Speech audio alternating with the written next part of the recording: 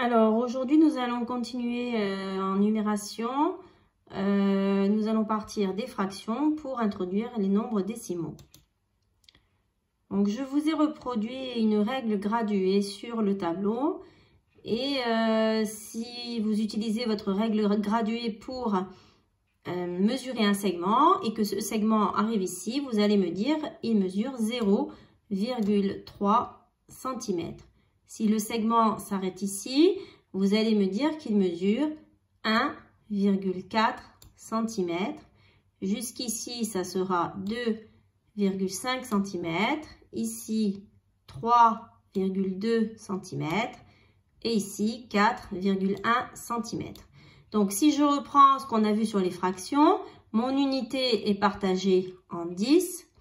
Ici, j'ai pris 3 parts, donc je vais avoir 3 dixièmes. Jusqu'ici, j'ai pris 14 parts, donc 14 dixièmes. Jusqu'ici, 25 parts, donc 25 dixièmes. Jusqu'ici, 32 parts, donc 32 dixièmes.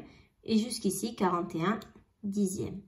Donc, on voit qu'il y a des correspondances entre les fractions et les nombres décimaux. Alors, on va récapituler tout ça sous forme de tableau pour deux exemples.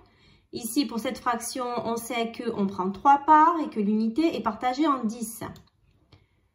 Que ça correspond à un nombre décimal avec un chiffre après la virgule qui est 0,3 et que la lecture fraction est 3 dixièmes. Ici, 14 parts, l'unité partagée en 10. Ça correspond à 1,4 et donc ça se lit 14 dixièmes. Donc là déjà on peut remarquer que quand on a des dixièmes, on a un chiffre après la virgule. Si maintenant je travaille sur les unités de mesure de masse, 3 centigrammes, pour aller au gramme, j'ai un rapport de 100. Donc ici, je vais avoir 3 centièmes.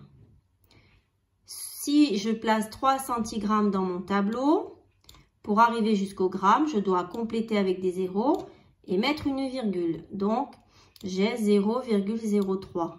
Ce qui m'amène à dire que 0,03 est égal à 3 centièmes. Et on remarque qu'on a 2 zéros et donc 2 chiffres après la virgule. 6 grammes, pour aller jusqu'au kilogramme, on a un rapport de 1000. Donc, j'ai une fraction qui est 6 millièmes. Si je mets 6 grammes dans mon tableau, pour arriver à kilogramme, je complète avec des zéros. Je mets ma virgule dans les kilogrammes et j'obtiens 0,006.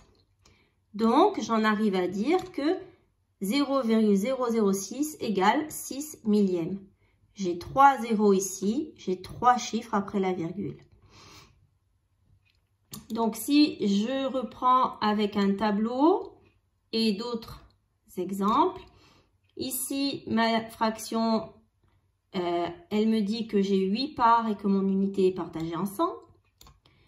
J'ai centièmes, donc je dois avoir 2 chiffres après la virgule. Du coup, je me retrouve avec 0,08 et 8 centièmes. Lecture fraction, lecture virgule. Ici, j'ai 12 parts et mon unité est partagée en 100. J'ai des centièmes, donc 2 zéros, donc 2 chiffres après la virgule. 0,12. Lecture fraction, 12 centièmes. Lecture à virgule. 0,12. Ici, j'ai 158 parts, unité partagée en 100. J'ai des centièmes, donc 2 zéros, donc 2 chiffres après la virgule, ce qui va me donner 1,58. 158 centièmes est ma lecture fraction. 6 parts, unité partagée en 1000, avec 3 zéros, donc 3 chiffres après la virgule.